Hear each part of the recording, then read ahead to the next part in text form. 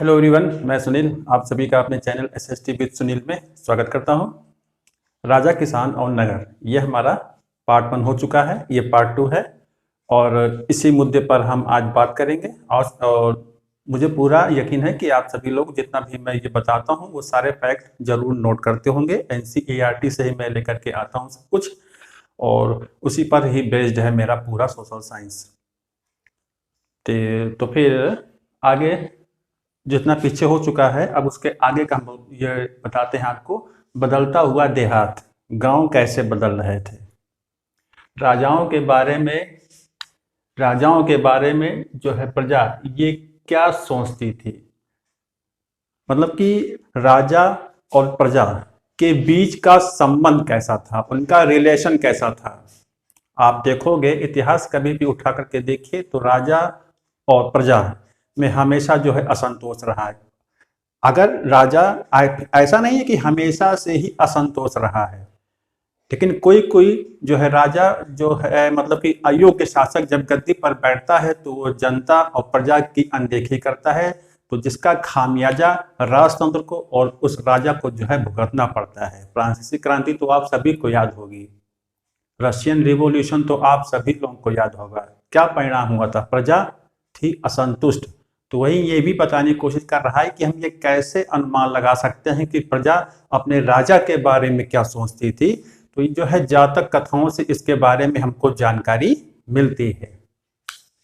जातक और पंचतंत्र की कथाओं से ये जानकारियां हमको मिलती है कि राजा और प्रजा में कैसा संबंध था, एक पिता पुत्र वाला कैसा। जातक कथाओं जो कि पहली सहस्त्राब्द के मध्य में पाली भाषा में लिखी गई। ये जातक कथाएं जो हैं पहली सहस्त्राब्दी और ईस्वी के मध्य में पाली भाषा में लिखी गई थी। ये आप लोग को ध्यान रखना है कि जातक कथाएं जो हैं किस भाषा में लिखी गई, पाली भाषाओं में। पाली भाषा जो है अधिकांश लोगों के द्वारा बोले जाने वाली भाषा थी, इसीलिए लोकप्रिय भाषा भी थी। उसके बाद है गंधतिंदु। ये क्या है, एक जातक, एक कहानी है जिससे ये पता चलता है कि कुटिल राजा और दुखी प्रजा का उल्लेख उसमें हमको मिलता है कि जो राजा है वो कुटिल राजा है और वहां की जो प्रजा है वो अपने राजा से बहुत दुखी है। तो वही राजा जो है रात के अंधेरे में अपना भेष बदल करके निकलता है और सोचता है कि प्रजा के बारे में हम जरा एक राय ले राजा के बारे में। तो सब निगेटिव ही उसको सुनने को मिलता है। तो इन कथाओं से ये जानकारी मिलती है कि प्रजा जो है असंतुष्ट रहा करती थी। असंतुष्ट रहने का रीजन क्या था कि राजा जो थे वो टैक्स बढ़ाते थे अपना राजकोष भरने के लिए, क्योंकि राजा का जो मतलब होता है क्या, युद्ध करना, और युद्ध करेगा तो फिर धन तो खर्चा होगा ही, तो राजकोष खाली होगा। तो उस राजकोष को भरने के लिए राजा लोग जो है टैक्स लगाया करते थे। ओके, तो टैक्स लगा रहे हैं, तो अब टैक्स लगाने से क्या होगा कि जो प्रजा है उसको तो टैक्स भरना ही पड़ेगा। तो इसके लिए जो है जो प्रजा है वो उत्पादन बढ़ाएगी, अपनी कृषि उपज पर विशेष ध्यान देगी, जिससे अतिरिक्त उत्पादन के लिए भी कोशिश होगी। तो वही चीज ये बताने का यहाँ पर प्रयास कर रहा है, मतलब कि उपज बढ़नी शुरू हुई। उसके बाद आपको देखने को मिलेगा कि जो है मतलब कि हल का प्रचलन भी 6ठी शताब्दी ईसा पूर्व से ही गंगा और कावेरी घाट, मतलब कि घाटी में आपको देखने को मिलता है। इतिहास उठा करके देखेंगे, यानी कि हल का प्रचलन जो है 6ठी शताब्दी ईसा मतलब कि पूर्व से ही प्रचलन में आ चुका था। भारी वर्षा वाले क्षेत्रों में लोहे के फाल वाले हल से जुताई होती थी। जो मिट्टी होता है वो लोहे का होता था, उसी से मृदा जो है जोती जाती थी, खेतों की जुताई होती थी। और धान की रुपाई और उपज में जो है वृद्धि हुई, अतिरिक्त उत्पादन होना शुरू हुआ। इस दौरान 6ठी शताब्दी जो है ईसा पूर्व के दौरान, ये आप लोग को ध्यान रखना है कि हल का प्रचलन जो है कब से शुरू हुआ। तो ये है कब से, 6ठी शताब्दी ईसा पूर्व से। ये भी एक जानकारी का एक अच्छा प्रमाण है कि हल। उसके बाद है सिंचाई के लिए नहरों, कुओं, तालाबों और झीलों का प्रचलन था। झीलों में एक नाम आता है सुदर्शन झील का, जो कि गुजरात में है। इसके बारे में छोटी सी जानकारी आपको देना मतलब कि मैं चाहूंगा आप लोगों को कि जो सुदर्शन झील थी, ये सुदर्शन झील गुजरात में थी और इसका जो निर्माण हुआ है ये चंद्रगुप्त मौर्य के समय में। वहां सौराष्ट्र का एक जो है प्रांतपति था, शासक था, पुष्यगुप्त, उसने ये बनवाया था सुदर्शन झील को, और उसमें से नहर निकालने का काम जो है अशोक के समय में किसने किया था? एक राज्यपाल था तुषास्प, उसने किया था। और रुद्रदामन के समय में झील में जो बांध बनाया गया था वो क्रैक हो गया था, टूट गया था। तो जो उसका था, जो राज्यपाल था सुविशाख, उसने उसकी मरम्मत कराई और रुद्रदामन ने एक भी मतलब कि पैसा जो है प्रजा से नहीं लिया, जनता के ऊपर टैक्स नहीं लगाया है। तो ये हमको जानकारी मिलती है रुद्रदामन के जूनागढ़ अभिलेख से, सुदर्शन झील, ये मैंने बताया, इसको लिख लेंगे। इसके अलावा जो ग्रामीण समाज था उस समय का, ग्रामीण समाज बौद्ध कथाओं में श्रमिक, छोटे किसान, बड़े जमींदारों का हमको उल्लेख देखने को मिलता है। उसमें गहपति का प्रयोग छोटे किसानों और जमींदारों के लिए हुआ है। इस शब्द का प्रयोग गहपति। ग्राम प्रधान का पद जो है वंशानुगत होता था, यानी कि देहातों की बात कर रहे हैं तो ये देहात की बात बता रहा है। ओके, तो ये चीज है इसमें। उसके बाद क्या है बता रहा है इसमें, तमिल संगम साहित्य में कई वर्गों का उल्लेख मिलता है। तमिल साहित्य जो है संगम साहित्य, जैसे बेल्लालर, बेल्लालर कहते थे या बेल्लार भी कहते हैं, ये बड़े जमींदारों को कहते थे, मतलब कि बड़े जमींदारों को कहते थे जिनके अधिकार में बहुत सारी जमीनें हुआ करती थी, जो श्रमिकों को रखा करते थे, श्रमिक दासों को अपने खेतों में काम करवाने के लिए। और हलवाहा को उलवर कहते थे, जो हल से खेती, जो हल से जुताई करता है, हलवाहा, उसको उलवर कहते थे। और दास के लिए अड़िमई शब्द आया है, दास के लिए अड़िमई शब्द आया है। तो जमींदार भी होते थे, हलवाहा होते थे और दास भी होते थे, जिनको इन भाषाओं में कहते हैं, मैंने बता दिया। भूमिदान, नए संभ्रांत, ग्रामीण। भूदान का भी उल्लेख हमारे इतिहास में देखने को मिलता है। ये ताम्र पत्रों पर उकेर करके लिखे जाते थे, जिसमें देने वाले का और लेने वाले दोनों का नाम जो है उस ताम्र पत्र पर खुदा होता था। तो ताम्र पत्र ये तांबे के होते थे। ईसवी की आरंभिक शताब्दी से भूमिदान के जो प्रमाण पत्र खुदे होते हैं वे साधारणतः धार्मिक संस्थाओं या ब्राह्मणों को दिए जाते थे, धार्मिक संस्थाओं को और ब्राह्मणों को। अधिकांश अभिलेख जो है ये ताम्रपत्र जो है ये संस्कृत में है। प्रभावती गुप्ता द्वारा भूदान और भूस्वामी का प्रमाण स्त्रियों के भू संबंधी अधिकार का जो है प्रमाण है। ऐसा माना जाता है कि महिलाओं को मतलब कि भू पर, अपनी जमीन पर अधिकार उसका जो है नहीं माना जाता था, ऐसा माना गया है। तो ये चीजें हैं, लेकिन प्रभावती गुप्ता एक प्रमाण मिलता है कि महिलाएं भी भू अधिकार धारण करती थी, उनको भी अधिकार मिला हुआ था। भूदान विवाद का विषय रहा है कि कृषि को नए क्षेत्रों में प्रोत्साहित करने की रणनीति या दुर्बल होते राजनीतिक प्रभुत्व का संकेत। तो पहला पॉइंट जो इसमें कह रहा है, ये क्या कह रहा है, कृषि को नए क्षेत्रों में, हो सकता है जो भूदान दिया जाता था, ये जो जमीन खाली पड़ी रहती थी, जो ऊसर जो हो जाती थी अनुपजाऊ, तो उसको उपजाऊ बनाने के लिए शायद ये दान में दिया गया कि जो है उत्पादन बढ़ेगा। या हो सकता है कि राजा कमजोर पड़ने लगा था, तो लोगों से समर्थन पाने के लिए सामंतों से वो जमीन को दान कर रहा था। तो ये दोनों प्रमाण माने जा सकते हैं, सही भी हो सकते हैं। ठीक है, तो ये हुआ नगर एवं व्यापार। प्रायः सभी नगर संचार मार्गों के किनारे ही थे, जैसा कि आपने 16 महाजनपदों में देखा। पाटलिपुत्र नदी के किनारे था और उज्जैनी स्थल मार्ग पर था। पुहार समुद्र तट पर एक प्रसिद्ध जो है पत्तन था, बंदरगाह था, जहां पर पानी के जहाज आया जाया करते थे। उसके बाद मथुरा जो था एक प्रसिद्ध व्यावसायिक, सांस्कृतिक और राजनीतिक केंद्र था। इन सभी स्थानों से जो है उत्कृष्ट कोटि की पुरावस्तुएं मिली हैं, जैसे मिट्टी के कटोरे और थालियां जिन पर चमकदार कलई चढ़ी है, जिसके ऊपर जो है परतें चढ़ाई गई हैं बहुत ही, और इनको देखने से लगता है ये बहुत ही कीमती जो पात्र हैं, ये जो पुरावस्तु है, जिनसे ये अनुमान लगाया जाता है कि देहाती या जो नगर जो क्षेत्र थे वहां पर जो लोग थे वो संभ्रांत लोग थे, संपन्न लोग थे, वही लोग जो है इन चीजों का इस्तेमाल करते थे।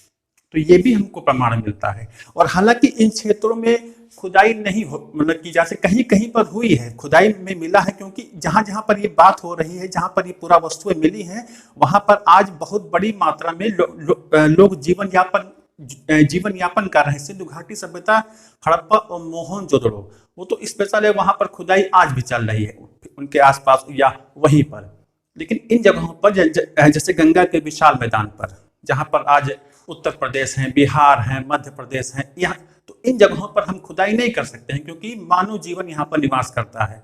तो इसीलिए कहीं कहीं पर जब खुदाई होती है या अनायास कोई चीज मिल ही जाती है, तो उसी से ये अनुमान लगाया गया है। ओके, तो ये चीजें हैं। और इन्हें जो ये बर्तन मिले हैं, जो पात्र मिले हैं, जो है इन्हें उत्तरी कृष्ण मार्जित पात्र कहा जाता है। ये क्वेश्चन जो है बहुत ज्यादा आता है। उत्तरी कृष्ण मार्जित पात्र कहा जाता है, जिनका उपयोग अमीर लोग करते थे, संभ्रांत लोग करते थे, जैसे मैंने बताया। द्वितीय शताब्दी ईसा पूर्व आते आते कई नगरों में छोटे दानात्मक अभिलेख प्राप्त होते हैं, जिसमें दाता के नाम के साथ उसके व्यवसाय का उल्लेख भी होता है, जो दान पत्र होता था। उत्पादकों व्यापारियों के श्रेणी होते थे, जिसको संघ कहते थे। ये उत्पादकों और व्यापारियों की श्रेणियां होती थी, जो व्यापार पर अपना कंट्रोल रखती थी, जो कच्चे माल से वस्तुओं को बनवाती थी और अपना मुनाफा कमाती थी। ये चीजें हैं। व्यापार चारों दिशाओं में विस्तृत हो चुका था। इस काल में 6ठी शताब्दी ईसा पूर्व से 600 ईस्वी के मध्य की बात हो रही है। इस दौरान बहुत सारे साम्राज्य स्थापित होते हैं, मौर्य वंश, गुप्त वंश। तो इन लोगों ने अपनी विजयों के द्वारा या अपने व्यापार के द्वारा विश्व के अन्य देशों के साथ भी संपर्क स्थापित किया है। यही चीज बताने का यहाँ पर ये कोशिश कर रहा है। कहाँ कहाँ हुआ? उत्तरी अफ्रीका में हुआ, पश्चिमी एशिया, चीन, दक्षिणी पूर्वी एशिया में हुआ। ठीक है। मसत्थुवन तमिल भाषा में, सतवाह प्राकृत भाषा में, और सेट्टी बड़े जो है धनी व्यापारी भी होते थे। ये व्यापारियों के नाम आए हैं। मसत्थुवन, सतवाह प्राकृत भाषा में है, और सेट्टी ये धनी व्यापारी होते थे। ये फैक्ट है, इसको आप लिखेंगे, क्वेश्चन में ये आता है कि मसत्थुवन कौन होते थे। रोमन साम्राज्य में काली मिर्च, कपड़ों, जड़ी बूटी की भारी मांग थी। काली मिर्च, ओके, इसकी तो बहुत ही जो है मतलब इतनी डिमांड थी कि इसको यमन प्रिय कहा जाता था। और ये वही काली मिर्च है जो कि पूरे यूरोप महाद्वीप में फैल चुका था। और उसी के लालच में पुर्तगाली, डच सब लोग हमारे देश में आए। और एक प्रकार से कह सकते हो कि इसी जो है काली मिर्च ने हमको जो है गुलाम बना करके जो है मतलब कि रख दिया, क्योंकि अंग्रेज आए व्यापार करने इसी काली मिर्च, और बाद में सूती वस्त्र से भी जुड़ गए वो।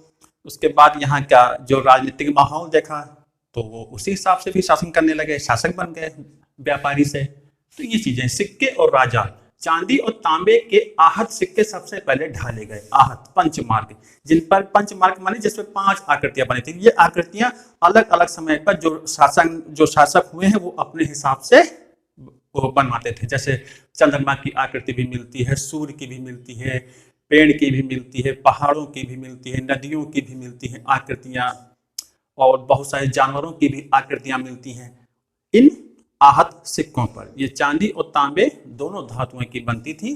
कोई क्वेश्चन पूछे कि पहले सिक्के कौन से थे, तो वो थे पंचमार्क या आहत सिक्के कहते थे इनको। ये उसके बाद ये राजाओं द्वारा, जहां तक संभव है, व्यापारियों, धनी या धनपतियों, नागरिकों द्वारा भी जारी होते थे, क्योंकि किसी प्रकार का कोई सिस्टम तो था नहीं कि जैसे साम्राज्य है चलो वहां तो चल रहा है, लेकिन इससे पहले जो है धनी व्यापारी लोग भी इन सिक्कों को जो है ढलवाया करते थे अपने हिसाब से। तो ये हो गया शासकों की प्रतिमा और नाम के साथ सबसे पहले सिक्के जो है हिंदू यूनानी शासकों के द्वारा जारी किए गए हैं। इस बात का आपको ध्यान रखना है, शासक का नाम और उसका चित्र। सबसे पहले ऐसे सिक्के किसने बनाए? हिंदू यूनानी शासकों ने बनवाए थे, हिंदू यूनानी शासकों द्वारा, जिन्होंने द्वितीय शताब्दी ईसा पूर्व में नियंत्रण स्थापित किया था भारत के भूभाग पर, भारतीय उपमहाद्वीप पर। हिंदू यूनानी शासकों ने। तो शासकों के नाम और उनके चित्रों सहित सिक्के किसके आए हैं सबसे पहले? हिंदू यूनानी शासकों के। ये चीज है। उसके बाद है, बहुत इंपॉर्टेंट है, यहाँ से चल रहा है ये, फिर है जिन्होंने हाँ, सोने के सिक्के सबसे पहले प्रथम शताब्दी ईस्वी में कुषाण राजाओं के द्वारा चलाए गए। आकार और वजन में, शेप और वेट में ये पार्थियन जो कि ईरानी शासक मतलब कि होते थे, वो उनके ही सिक्कों के समान थे। यानी कि पार्थियन राजाओं के समान कुषाणों के भी सिक्के थे। तो सोने के सिक्के इन लोगों ने जो है जारी किए थे, जो कि शुद्ध सिक्के, शुद्ध सोने के होते थे। उसके बाद अगर कोई आपसे प्रश्न पूछे कि सबसे बड़ी मात्रा, सबसे भारी मात्रा में सोने के सिक्के जो है सबसे पहले किन शासकों ने जारी किए थे, वो है गुप्त शासक।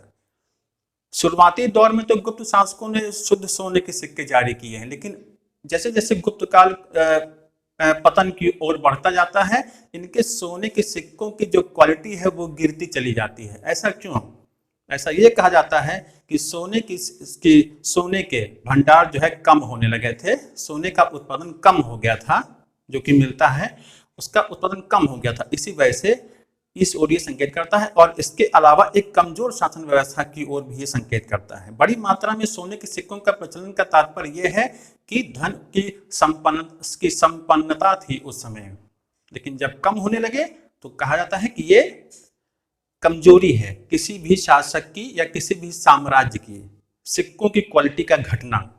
और सिक्के ही हैं जो हमको जो है किसी भी साम्राज्य के विस्तार के बारे में जानकारी देते हैं। जैसे रोम के सिक्के हमारे देश में मिले हैं, दक्षिण भारत में, रोमन एम्पायर के सिक्के हमारे दक्षिण भारत में मिलते हैं। तो ये किस ओर संकेत करते हैं? ये व्यापार की ओर संकेत करते हैं। आर्किमेडीज मिले हैं। तो इस प्रकार से न्यूमिस्मेटिक, जिसको मुद्रा शास्त्र कहते हैं, सिक्कों का अध्ययन, ये भी किसी भी राजवंश का, साम्राज्य का इतिहास लिखने में अपनी महती भूमिका का निर्वहन करते हैं। आते हैं सबसे अधिक स्वर्ण सिक्के, मतलब कि जो है ये गुप्त शासकों ने जारी किए, और शुरुआत में ये उत्तम कोटि के थे, और लेकिन 6वीं शताब्दी से ये सोने के सिक्के मिलने कम हो गए, क्वालिटी भी कम पड़ गई इनकी। अभिलेखों पर क्या लिखा है? ब्राह्मी लिपि का अध्ययन। भारतीय भाषाओं में प्रयुक्त सभी लिपियों का मूल ब्राह्मी लिपि है। इस लिपि को कैसे पढ़ा गया ये बताना है। अशोक के अभिलेखों में प्रयुक्त है कौन सी? ब्राह्मी लिपि। यूरोपीय विद्वानों ने भारतीय विद्वानों की सहायता से बंगाली देवनागरी, ध्यान रखना है, बंगाली और देवनागरी लिपि के अक्षरों की प्राचीन अक्षरों से तुलना करके ब्राह्मी लिपि को पढ़ने में कामयाबी पाई। कौन कौन सी भाषा आपको ध्यान रखना है? बंगाली और नागरी लिपि के तुलनात्मक अध्ययन से अनुमान लगाया गया कि आरंभिक लेख जो है संस्कृत में होते थे, जबकि प्राचीनतम अभिलेख आपके प्राकृत भाषा में है। पहले विद्वानों का अनुमान था कि जो अभिलेख लिखे जाते हैं ये संस्कृत भाषा में होते थे, लेकिन उस क्या कहते हैं, उस अंधकार से पर्दा जो है उठ चुका है। अब सत्यता ये है कि सबसे पहले प्राकृत भाषा में अभिलेख लिखे गए। तो तुलनात्मक रूप से अध्ययन किया गया और जानकारी मिली, और जेम्स प्रिंसप ने सबसे पहले 1838 में अभिलेखों को पढ़ने में सफलता पाई। जेम्स प्रिंसप ने 1838 में, बिल्कुल नहीं भूलने का, ओके। उसके बाद है खरोष्ठी लिपि का अध्ययन। खरोष्ठी लिपि के जो अभिलेख मिले हैं ये पश्चिमोत्तर भारत से मिले हैं। पश्चिमोत्तर भारत से अशोक के द्वारा जो अभिलेख लिखवाए गए हैं उसमें इसी लिपि का प्रयोग हुआ है। पश्चिमोत्तर के अभिलेखों में प्रयुक्त है कौन सी? खरोष्ठी लिपि। इस क्षेत्र में शासन करने वाले हिंद यूनानी राजाओं द्वारा बनवाए गए सिक्कों से जानकारी हासिल करने में आसानी हुई। यानी कि पश्चिमोत्तर भारत में जो हिंद यूनानी शासन करते थे, उनके सिक्कों पर जो जिस भाषा में लिखा गया है उसी भाषा से तुलना करके खरोष्ठी लिपि को भी पढ़ लिया गया। आसानी हुई। इनमें राजाओं के नाम जो है यूनानी व खरोष्ठी में लिखे गए हैं। किसमें? यूनानी राजाओं द्वारा जो सिक्के ढलवाए गए थे उसमें राजाओं के नाम यूनानी व खरोष्ठी में लिखे गए हैं। यूनानी भाषाविदों ने इन अक्षरों के मेल से अध्ययन किया। कौन कौन सा? यूनानी भाषा व खरोष्ठी लिपि से। और बाद में प्रिंसप ने खरोष्ठी में लिखे अभिलेखों की भाषा की पहचान प्राकृत के रूप में किए। ये इंपॉर्टेंट है। जो जेम्स प्रिंसप थे ने खरोष्ठी में लिखे अभिलेखों की भाषा की पहचान प्राकृत के रूप में की, और प्राकृत के रूप में जब उन्होंने इसको कंपेयर कर दिया तो अभिलेखों को पढ़ना आसान हो गया। इतना आसान भी नहीं था ये एक लंबे समय के अंतराल में पढ़ करके इन्होंने सफलता हासिल की खरोष्ठी लिपि की। तो इन सारे अभिलेखों की, अब ये अभिलेख किस काम आते थे, ये भी एक क्वेश्चन बनता है। इनका वैल्यू क्या था, इनका महत्व क्या था? जैसे कि आप लोग वर्तमान में देखते हो मंदिरों में, घरों में लोग बाहर जो है पत्थर लगवाते हैं, उसमें भवन का कोई नाम दिया जाता है, सदस्य जो मुखिया होता है उसका भी नाम लिखा होता है, रोड बनती है तो सड़क पर पत्थर लगाए जाते हैं, उस पर जो है नाम लिखा जाता है छेनी और हथौड़ी से खोद करके या मशीनों से, आप लोग देखते होंगे। तो ये किसी विशेष प्रयोजन के लिए ही तो लगाए जाते हैं। घरों में जो लगाया जाता है वो संभ्रांत लोग ही तो लगाते हैं, संभ्रांत या मध्यम वर्ग के लोग ही तो लगवाते हैं, कोई निचले स्तर के लोग तो लगवाते नहीं है। तो ये भी अनुमान लगाया जा सकता है कि इन अभिलेखों का प्रयोग उस समय राजा और धनी वर्ग के लोगों के द्वारा इन अभिलेखों को लिखवाया और खुदवाया और गढ़वाया गया। ये भी सत्य हो सकता है, या अपने विचारों का प्रचार प्रसार करने के लिए, जैसे कि अशोक ने अपने पूरे साम्राज्य में बहुत सारे स्तंभ लेख, शिलालेख जो है गढ़वाए हैं। तो जहां तक अनुमान यही लगाया जा सकता है कि ये आम जनता से संबंधित नहीं थे, ये थे बड़े लोगों के काम, उन लोगों ने इनको लिखवाया और गढ़वाया राजाओं के द्वारा। और जानकारी के स्रोत भी सबसे बड़े, सबसे प्रामाणिक भी अभिलेख ही माने जाते हैं, तो इनका महत्व भी ज्यादा है। समय बीतता गया है जैसे जैसे, तो बहुत सारे स्तंभ लेख नहीं मिले हैं या खंडित अवस्था में मिले हैं, तो उसकी वजह से जानकारियां अधूरी हैं। लेकिन हमारा जो हमारे देश का इतिहास है वो अभी भी बहुत कुछ अभी पाएगा, अभी हम बहुत कुछ पढ़ेंगे आने वाले समय में। एक इतिहास कभी नहीं खत्म होगा, तो चलता रहेगा। तो ये था मेरा आज का वीडियो, ये पार्ट 2 था। इसको आप लोग पार्ट 1 और पार्ट 2 को मिला करके पढ़ लेंगे, इसको जो है वीडियो देख लेंगे और बुक से रीडिंग जरूर कर लेना। बस यही मैं बताना चाहता था आज का, और यहीं पर मैं इस चैप्टर को ख़त्म करता हूँ और मिलते हैं आपको नेक्स्ट वीडियो में अच्छे कॉन्सेप्ट और अच्छे फैक्ट के साथ। Thank you.